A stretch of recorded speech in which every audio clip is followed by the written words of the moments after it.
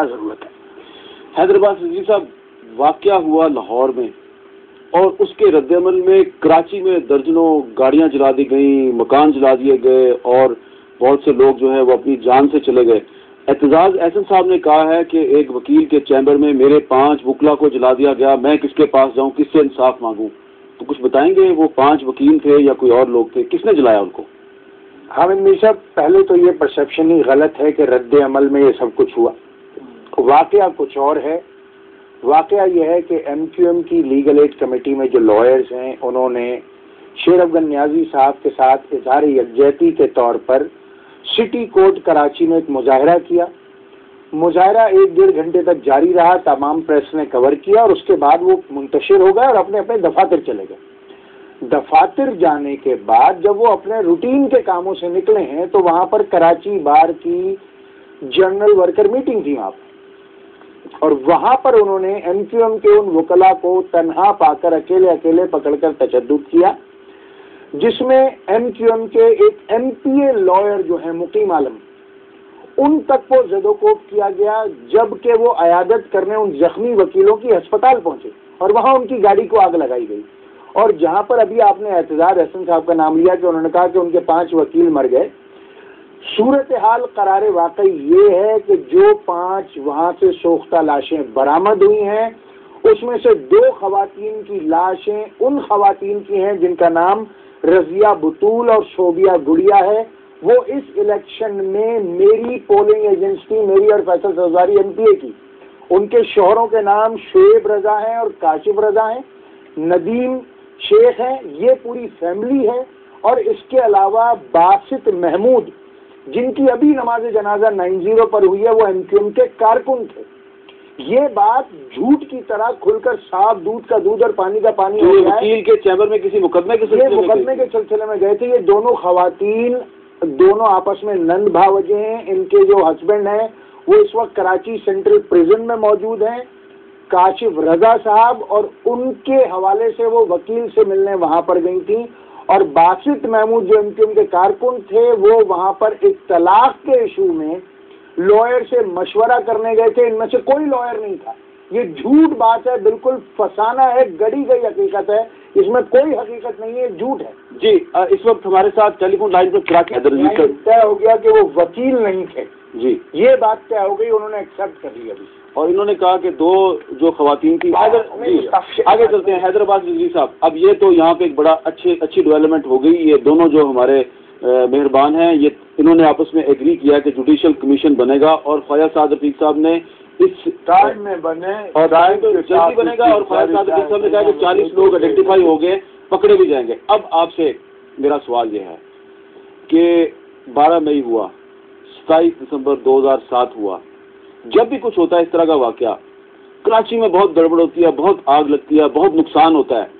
یہ جس قسم کا جوڈیشل کمیشن ان دونوں نے آپس میں ایگری کیا بننے کے لیے، آپ یہ ایگری کریں گے کہ 22 مئی اور 27 دسمبر کے واقعات کی انکوائری کے لیے بھی ایک جوڈیشل کمیشن بننا چاہیے؟ 12 مئی کہ 22 مئی؟ 12 مئی۔ دیکھیے، اس میں کوئی 2 رائے نہیں ہے، مگر ججز کے اوپر جو ریزرویشنز کچھ دیگر ہمارے دوستوں کی ہیں، کچھ ہماری رہی ہیں، ہم نے تو یہاں تک کہا ہے کہ اگر اس کو عالمی عدالت انصاف سے بھی لا کر ججز بٹھا لو تو ہمیں اس پر کوئی اعتراض نہیں ہے۔ 12 مئی پہ بھی بیٹھیں، 27 دسمبر بھی بیٹھیں، اور دیگر جتنے بھی معاملات ہیں سب پر بیٹھیں، ہمیں اس میں کوئی پرابلم نہیں ہے۔ مگر یہاں پر جو صورتحال ہوئی ہے، ابھی جو واقعات گزرے ہیں، جو کراچی میں آگ لگائی گئی ہے، اس میں جو صورتحال سامنے آئی ہے، اس کا جواب دہ کون ہے؟ اس کی رسپانسبلٹی کس پر فکس کریں گے؟ آج جو پورے پاکستان میں مظاہرے ہو رہے ہیں کہ وکیلوں کو جلا کے مار دیا گیا، تو وہ تو دودھ کا دودھ اور پانی کا پانی ہو گیا، اس میں وکیل تھے ہی نہیں۔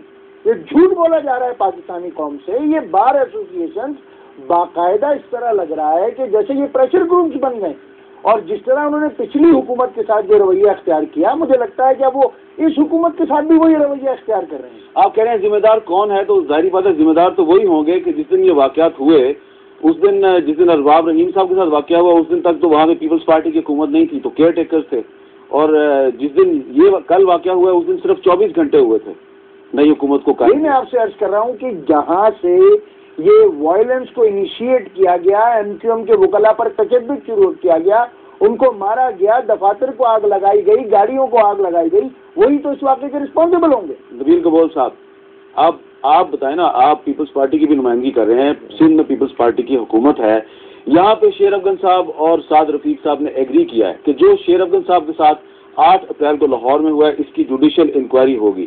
اب کیا آپ ایم کیو ایم کے حیدر عباس رضوی صاحب کو یہ کمٹمنٹ دیتے ہیں یا یقین دلائیں گے کہ آپ بھی جوڈیشل انکوائری کریں گے؟ عامر میر صاحب، بڑی اچھی بات یہاں ہوئی ہے اور یہ کریڈٹ آپ کو جاتا ہے کہ آپ نے اتنا بڑا جو ہے یہ مسئلہ ان کا حل کرایا کہ شیر افغان نیازی صاحب جو ہے انہوں نے باقاعدہ ایک پارٹی کے لیڈرشپ کو جو ہے ذمہ دار ٹھہرایا اور پھر انہوں نے کہا جوڈیشل کمیشن کے بعد انہوں نے کہا کہ ٹھیک ہے مجھے اس پر اعتبار ہے جس کو بھی آپ رکھیں۔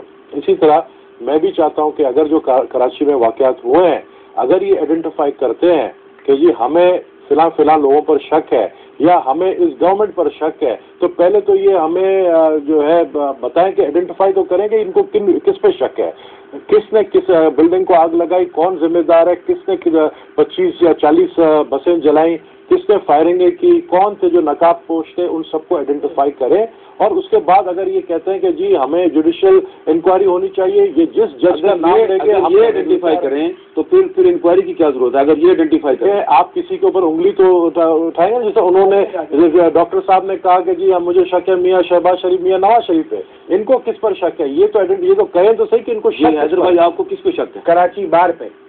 کراچی بار پہ؟ بالکل جی، اب کراچی بار ایسوسیشن کے جتنے عہدیدار ہیں جو ان کی جنرل باڈی ہو رہی تھی، جو انہوں نے تشدد کیا ہے ایم کیو ایم کے وہاں پر وکیلوں کے ساتھ، اور جہاں پر ایم کیو ایم کے ایم پی اے کو جا کر ہسپتال میں مارا ہے، اس کی گاڑی کو آگ لگائی ہے، وہاں دفاتر کو آگ لگائی ہے۔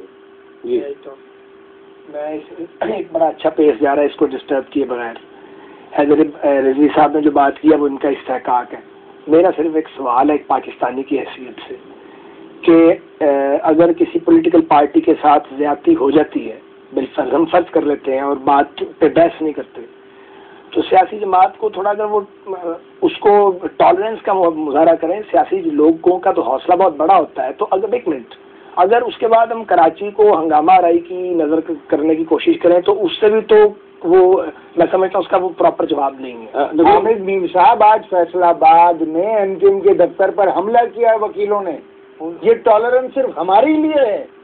یہ ساری عدم برداشت اور یہ رویے اور ساری تنقید اور ساری دلیلیں اور سارے یہ سب کچھ ایم کیو ایم کے لیے ہی ہے؟ چلیں نبیل کبول صاحب، اب انہوں نے شک کا اظہار کر دیا۔ دیکھیں انہوں نے شک کا اظہار کیا ہے اور میں سمجھتا ہوں کہ ہمارے اوپر بہت زیادہ پریشر ہے۔ الیکشن میں بھی لوگوں نے ہمیں ووٹ جب دیے تھے اس وقت بھی لوگوں نے ایک یہ ڈیمانڈ کیا تھا کہ 12 مئی کا بھی جو ہے جوڈیشل انکوائری ہونا چاہیے، اور